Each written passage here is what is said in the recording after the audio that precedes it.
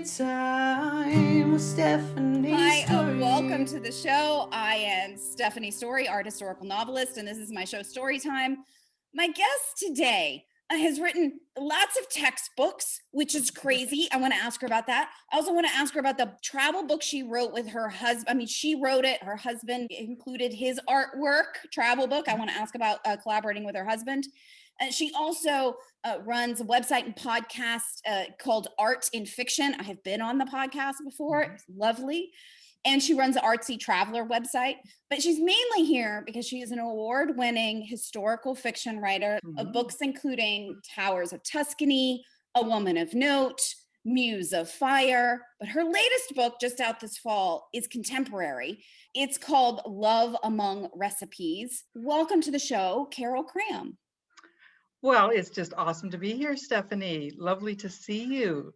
Yeah, it's nice to be able to do this. I know, this is just so great. It's very relaxing. As you said, I've got my own podcast that you were on, and this is much easier, actually, just to be the guest. Oh, to show up and not to have to do the questions and not to have to freak out about what am I going to ask and all that. I don't have to edit it. I have no technology, so this is great. Well, good. Then you can sit back and relax and just let me ask all the questions this time. I will. Talk about yourself, which is great. Okay. Usually I start in one place, but I actually want to ask you, because I know you're in Whistler right now, which is one of my favorite ski towns in the world. It's one of my favorite ski mountains. But you have sequestered yourself away for a period of time to write. You call it a writer's retreat, but it's just you. Okay, so do you lock yourself away and write for 12 hours? Is it mainly a thinking time? Is it a planning time? Is it a drafting time? What do you do when you sequester yourself away from the world and your own personal writer's retreat? That's a good question. Well, really, it's kind of funny because I already live in a nice place. I live on an island. That's like a writer's retreat right there. But there's just something about totally getting away, not having to worry about cooking dinner or anything like that. Although my husband's amazing and he's an artist, he's totally supportive. But I'm coming to this very nice hotel overlooking the ski hill, which isn't happening yet. And it's just that idea of just being completely alone and not having to do anything except work on my novel.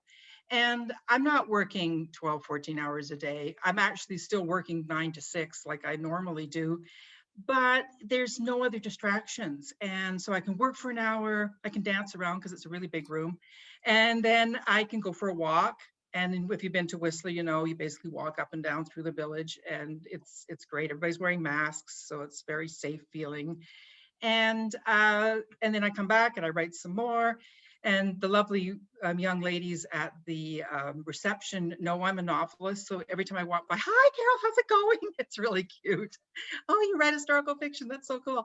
So it's just me in a nice hotel for 3 nights. It's not that big a deal. I find that I sometimes think, oh, this is a little indulgent. But on the other hand, I'm getting a lot of thinking done, as you said, and also drafting. I'm at the point in the novel, and this is when I usually do writer's retreats, what I call writer's retreat, when I'm just over about the midway point, heading towards 2/3. And I'm not an outliner per se. I outline a bit, but I'm just at that point where I'm not exactly sure what's going to happen.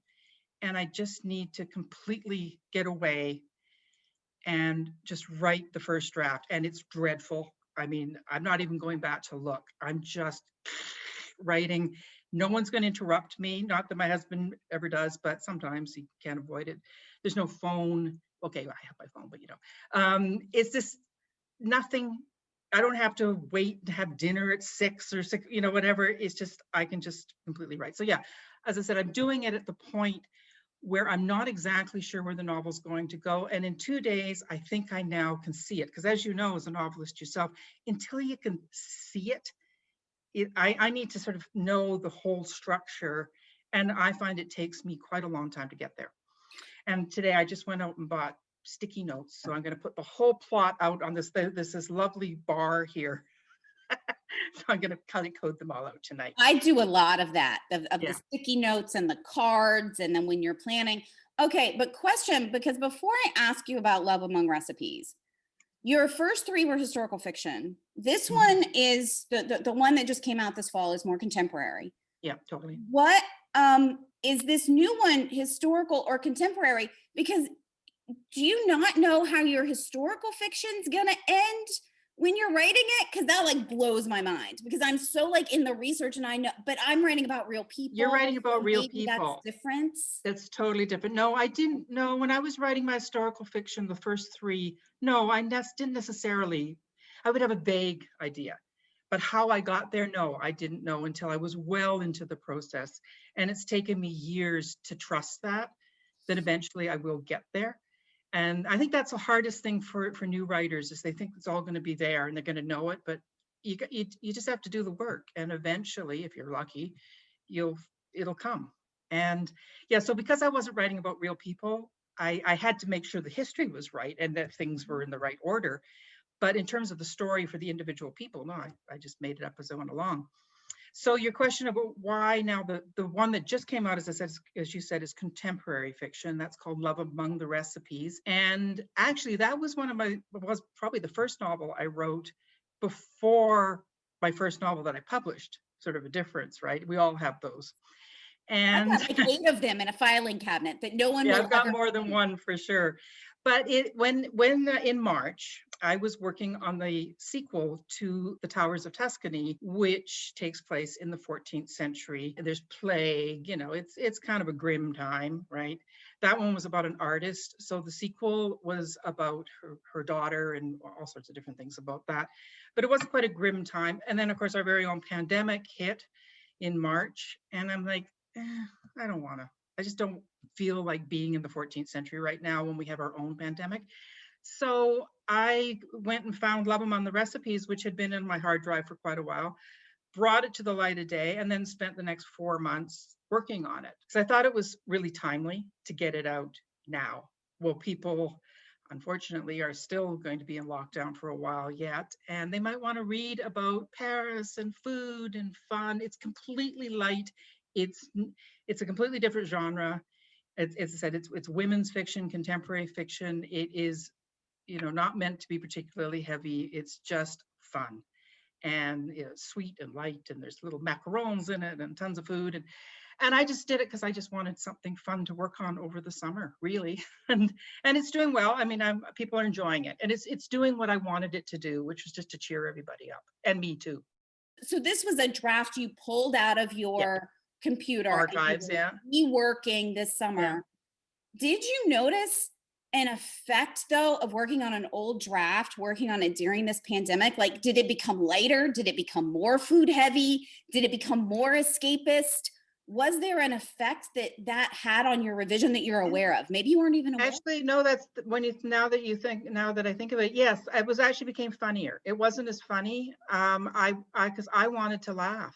So I consciously, as I went through it, and to my surprise, it was actually in pretty good shape when I brought it up. I don't know why I didn't pursue it back, but I didn't. So whatever, it wasn't the right time. And I just thought, I got to make it a little funnier, a little lighter, and so that's what I did. So that's how it changed. And then I tightened it up a ton, because that's what you do, right? Now, a lot of your historical fiction is based in Italy or Vienna. The music one's in Vienna.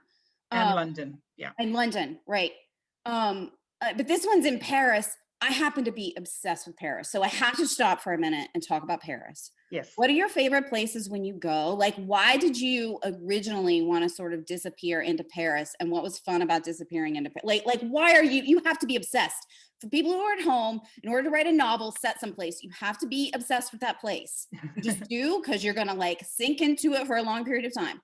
So what are you obsessed with about Paris? What do you love about it? And what did you particularly want to bring to life in this novel? Well, I mean, I've been going to Paris since I was 14. I won't say how long ago that was.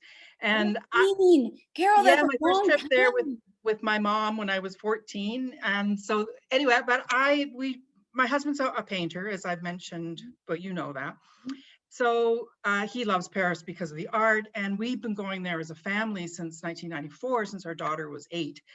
And every time we go to Europe, we go, should we go to Paris again? Yeah, let's go to Paris again. Why do we love it so much? The museums, the art. Every time we go, there's an amazing show. We've seen a Monet retrospective. There's so many. There's always something to see. In fact, before we go to Europe, we always check to see what's on. And this year, we were all set to go again in September. We try and go almost every year, at least in the last 10 years. And my husband had a show there, and we had to cancel it because of the pandemic. So let's postpone it, hopefully next year. So because I couldn't go, I thought, well, I might as well write about it. So what do I love about Paris? Was I said, I love the art. I love the museums. I just love the atmosphere.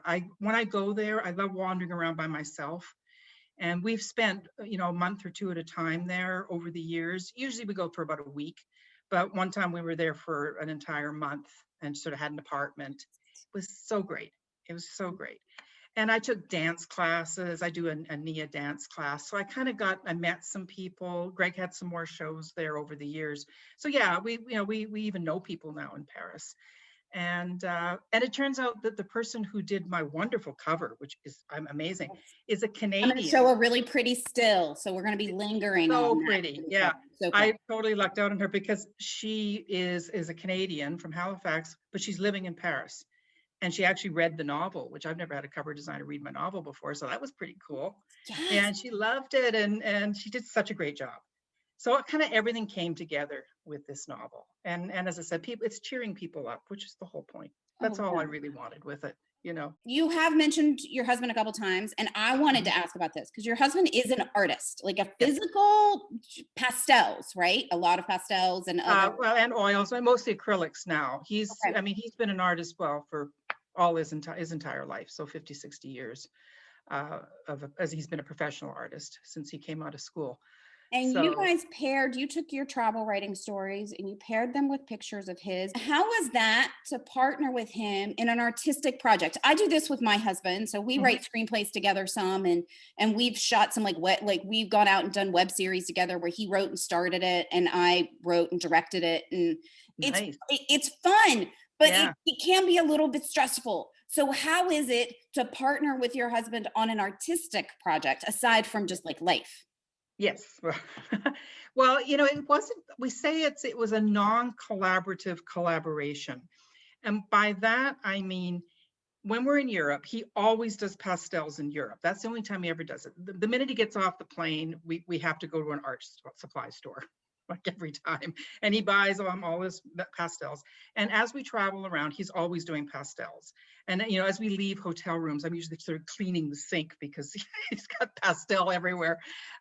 So that's what he does when we're traveling. Not the only thing, but, and while he's doing that, I often will take off to the local cafe and write, right? Because that's what we do. And so over the years, I would be writing little vignettes about our various travels. And these, the ones in pastel and pen go back to 1994, our first big trip there as a family. Both of us had traveled lots there before, but this is our first trip when our daughter was 8. And I started writing these little vignettes and never really did anything about them. And then Greg was doing all of these hundreds and hundreds of drawings over the years. He's very, very prolific. And over the years, I thought, why don't I just put them together? Now, they weren't done together. They had absolutely nothing to do with each other except in my head. So he never looked at my stories and went, oh, you should put that story with that picture. No, he did the pictures and I would go through his archives and go, that one kind of goes with this vignette and that one goes with that story. And that's how it was done. So it wasn't really a collaboration. The only thing we had to collaborate with was make sure we had good pictures of his pictures, So it's technical. Yeah, but that's a really sweet project, particularly for your daughter. That would be an amazing thing to have. It was, and actually the last piece in that book is one that our daughter Julia wrote. Like she's in her 30s now. But because she's mentioned all the way through, because quite a few of the pieces I wrote when she was little, not all of them. Some of them were when Greg and I were traveling on our own. I thought, we really need one from her, and it's called View from the Back Seat. Because we've been many, many trips with her. And of course, she's in the back seat. She's an only child, looking at the world. And so she wrote that. It was really cute about how her memory of getting into Paris at like midnight when she was 8 and we didn't know where we were going. And oh my God, it was insane. But we connected in part because of your art in fiction website and life and all of that. because so much of your historical fiction is based on artists or musician, like some form of art. Yep. And I'm an art obsesso. Yes. You're married to an artist. Do you like dig into his head to figure out how to write actual like painters and artists a little bit? I would totally be picking my husband's brain. Totally. Well, actually, funny you should say. I didn't so much for the first novel, which is about a painter, because it was 14th century. I mean, he doesn't paint like a 14th century artist. But the one I'm working on right now up here in Whistler is a new series. It's actually going to be like a thriller, because I just want to try it. And it's about an artist. And she's a painter, very much like Greg, actually, the same kind of style. And so lately I've been saying to him, so like when you're sitting in front of your canvas, what are you thinking? And so now I am asking him. But then I just write what I think he's doing, because I don't know, I'm not a visual artist. And then later he could read it and tell me if it's true. But, I mean, I do paint, but not like he does. I think it's fascinating that you're now moving on to thrillers. So wait, Yeah. so you wrote a ton of textbooks, right? So you're nonfiction over there, and then you write primarily these 3 historical fiction books, which is what I know your work from. And then you get to this contemporary sort of love story in Paris with food, and it's totally fun and it's great. And now you're moving on to thrillers. Yeah. Which one do you like better? Or is there a common thread? Because that seems like on the surface disparate things, but you're still writing all of them. So is the art the commonality? Yes, I think so, actually. I think so, because way back, like when I started the first novel that got published, The Towers of Tuscany, I thought, I want to write about something to do with art, and I wanted to write about women in the arts. So after I wrote the first 3, because it was visual art, music, and then theater, and I was, I toyed with doing sequels of all of those, and then I was doing some contemporary stuff. These are all ones that are still, in the vault. Of course. We all have them. And I thought, no, I don't want to stay with that forever. I'm at the point in my career and in my life where I can write what I want. And so I'm just going to write what I want. I think the common thing, there's always going to be the arts, because, after I wrote those first 3 novels and they were all about the arts, that's when I developed Art in Fiction, which is a website about listing artists like yourself, authors who write about the arts or who are inspired by the arts, but fiction. So I mean, the arts is always going to be all the way through, because the arts are going to change the world, right? That's what will save us. And I mean, the serious part of it is, I think what all my novels are essentially about is the search for freedom and self-actualization. Even the thriller, that's really what they're going for, and that's what we're all going for, right? Is being able to do what we need to do, follow our passion, that kind of thing. Okay, how is feeling like? Because you said something a second ago was fascinating to me.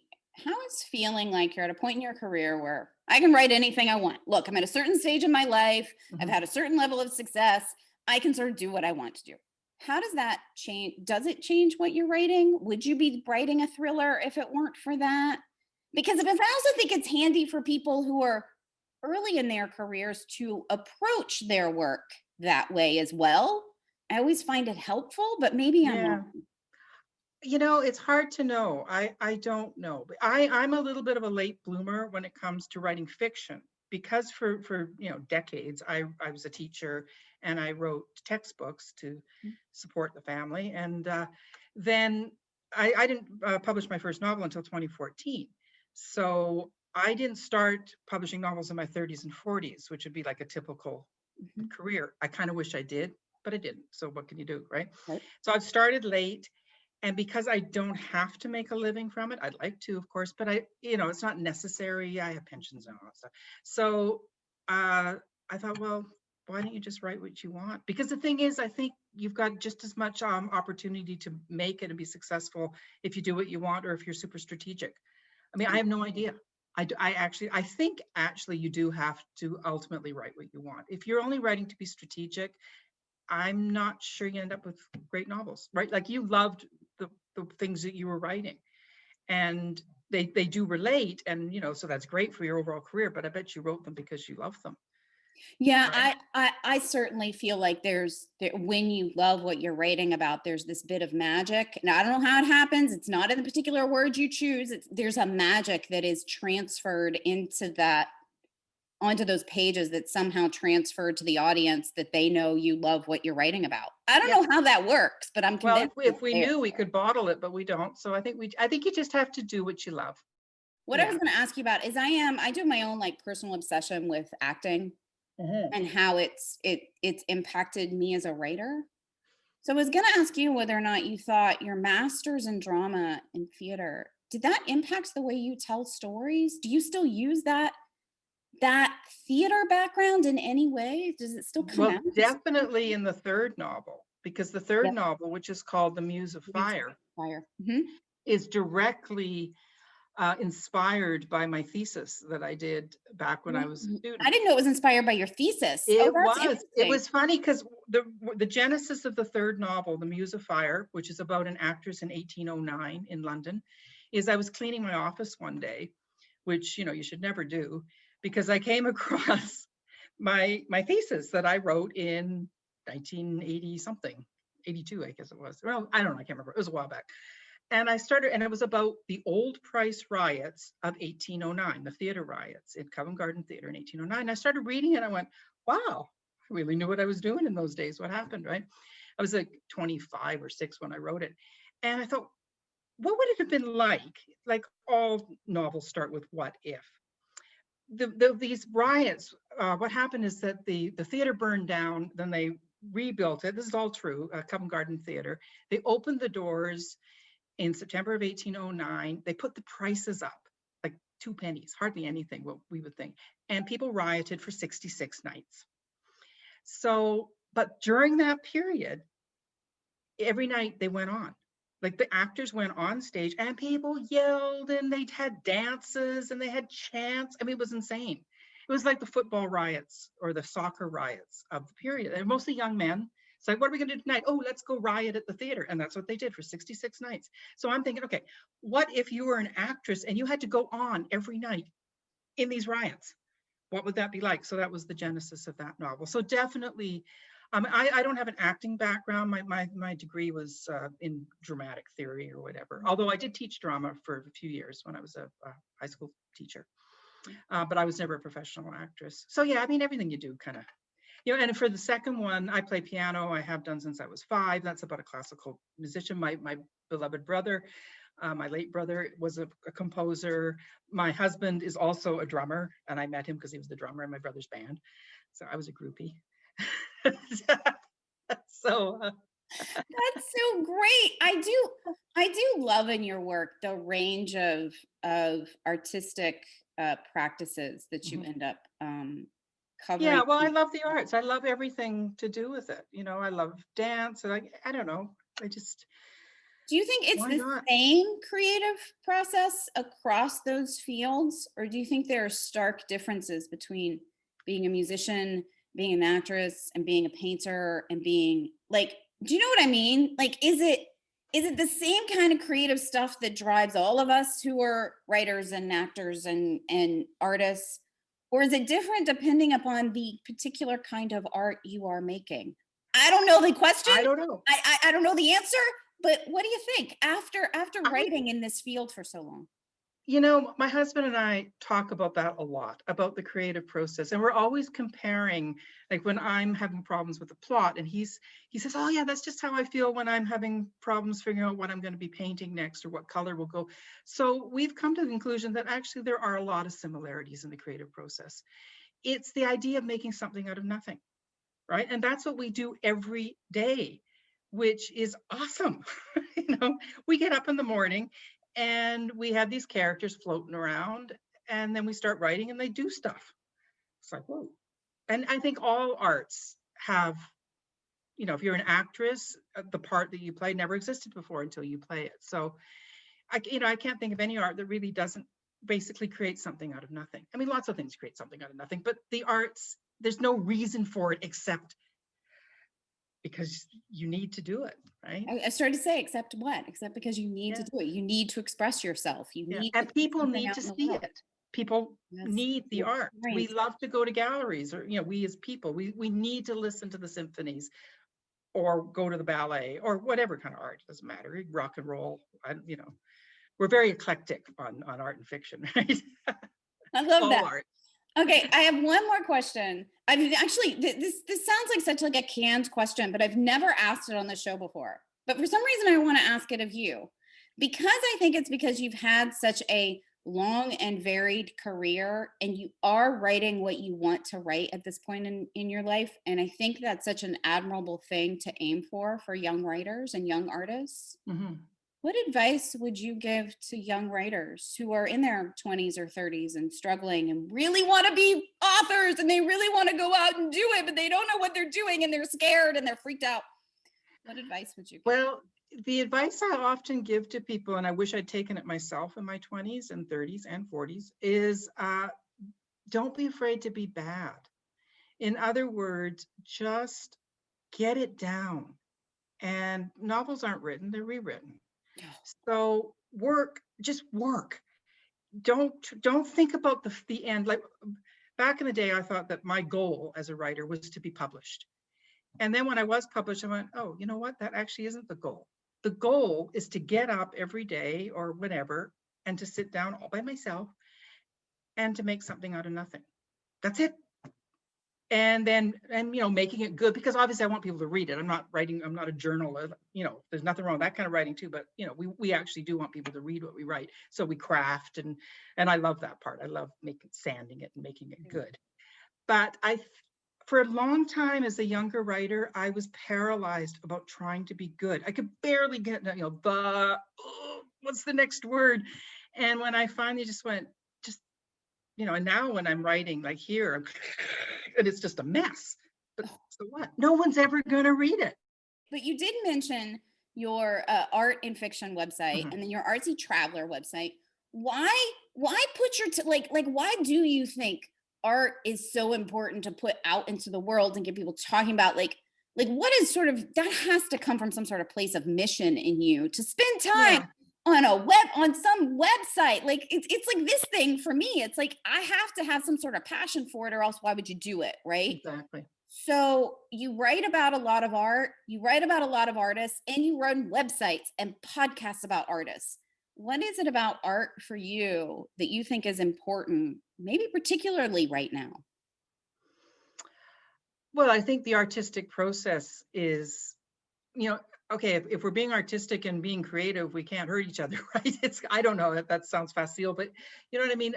I just think if the more of us are actually in the arts and working on creative things, I think it's all to the good. I think it's just raises the consciousness of the world. So there's that. And then just in terms of art and fiction, it was like almost exactly a year ago, I just needed a new project. I'm not writing textbooks right now. I will eventually again, but it's up to the publisher to, you know, when they come back, I'll say, sure, whatever. But at the moment, there's a bit of a hiatus. And I actually can't write 24/7 on fiction. I actually like to have the other part of my brain working, the more left brain. I'm a businessy kind of person as well as creative. I'm sure you can relate to that.